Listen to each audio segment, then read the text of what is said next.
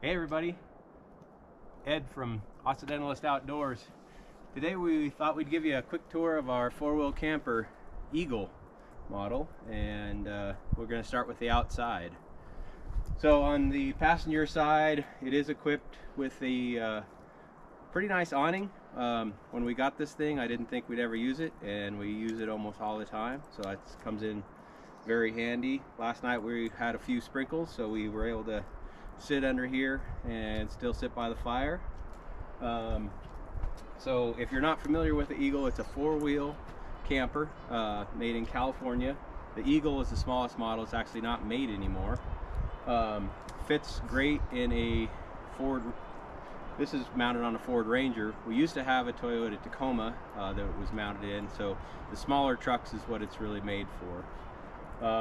As you can see, it pops up. The top is the PVC, and it just compresses right back down. On the top we do have a solar panel up there, and it provides us with all of our power needs mounted on a rack there. So let's go ahead on around.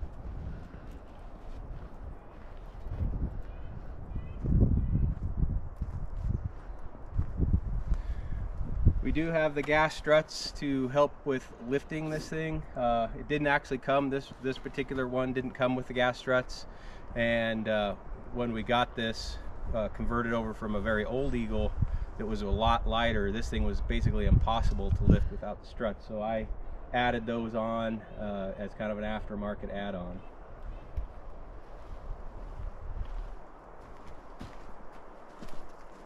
Over here on this side, we've got the freshwater fill. This thing does hold 20 gallons of fresh water. We've got the sink drain. We don't normally use the sink inside. We do most of our stuff outside, but you can use the sink inside, and it drains right out to here. We do have a hose to hook up to that, and a bucket. It does hook into shore power. We mainly use the shore power when we're at home to turn on the fridge and get everything up and running. And then this is the vent for the fridge to the outside. It does have a little water. This drains out the water system, but we also use this a lot because, again, we're doing most of our cooking and camping outside, so we don't need to go in and out to get water. We normally are turning this on quite a bit to wash hands or fill up a cup of water, that sort of thing. Okay, around the back, it does have a couple of stair steps built into either side. We normally use these for things like drying towels or hanging a garbage bag off of, more than steps. It's got an auxiliary power, and we do have a portable solar panel that will hook into this if our top solar panel isn't either getting enough sun because we're parked in a shady spot. So that comes in handy on some of our trips. This is the propane storage. It's actually got two of these propane tanks, which comes in really handy because the one will run the inside here, and we'll show you the inside in a minute, but then we'll take this one out, and this one's actually the one that gets used the most. We hook it into our grill and our outside camp stove, and so it comes in pretty handy that all our propane stores away in one thing. So with that, we'll go ahead and take you to the inside. So the door does have a built-in screen door as well, so that's kind of handy if you want to, in the summer, you're keeping it nice and aired out, but you're keeping the bugs out that way. All the windows do have a curtain that folds down, so whether you want it to just be dark inside or you want a little bit more privacy, that's an option for you. Two locks on the door, actually a deadbolt and the regular door lock. And again, last thing before we go inside, it does have a couple different lights out here too, so we'll use those once in a while. All right, stepping up into the camper is relatively easy, even though it looks like the door is small. And this is a shot of the inside. So this bed up here does pull out. We took out the original mattresses. They were absolutely terrible. I tried to sleep on them once and couldn't move my arm for several days. So we ditched those and we use these X-Bed inflatable mattresses, which are super nice, and you can adjust them to the firmness that you like. Up above the bed we do have two little puck lights to add additional lights, and then also above the bed here is a fantastic fan where you can run that off the electricity at variable speeds, and you can push air in or pull it out. So that's real handy. It does have 4 different Velcro open side windows, and then you can also leave these closed so you can get the light without the breeze, or you can take those down and for full ventilation as well. We do have it equipped with 2 different lights. We've replaced those with LEDs, so just to reduce the power and the potential heat coming off of those.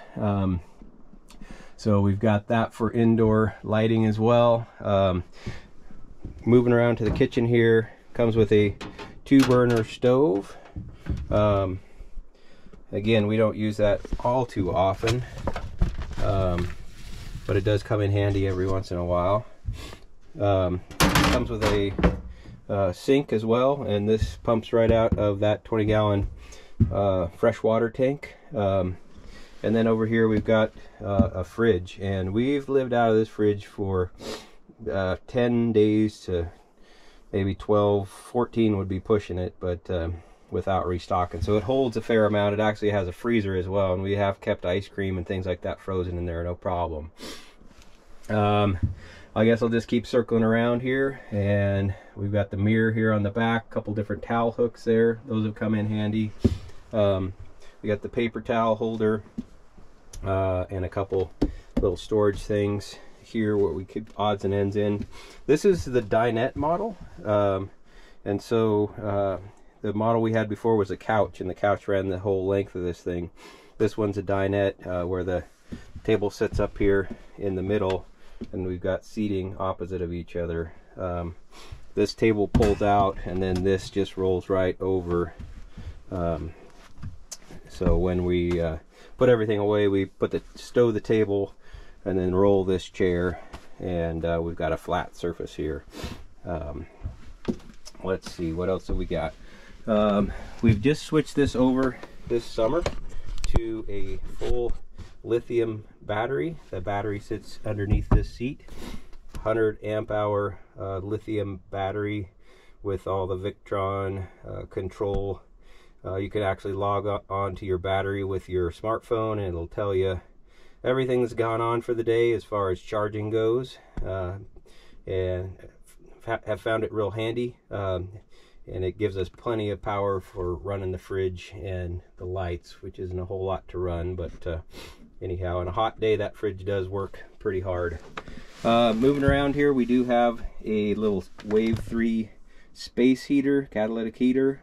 That warms it up in here pretty quick. We usually run that a little bit at night or first thing in the morning, just kind of take the chill off. And over here we've got kind of the control panel. We've got 2 12-volt chargers that run off the lithium battery there, so charging for the phones or cameras, that sort of thing. This shows the water level. The battery level pretty much always shows as charged with the lithium battery because it's different voltage slightly, so we don't rely on that battery meter anymore. We use it, the battery meter on the phone. If you are plugged into shore power, it does have 2 110 plugs as well, and so that's there if you happen to be plugged into shore power and camping. Then finally, moving over here, we've got our cabinet system. So these 2 side cabinets, this one here and this one here, we use for storing clothes and shoes and odds and ends like that.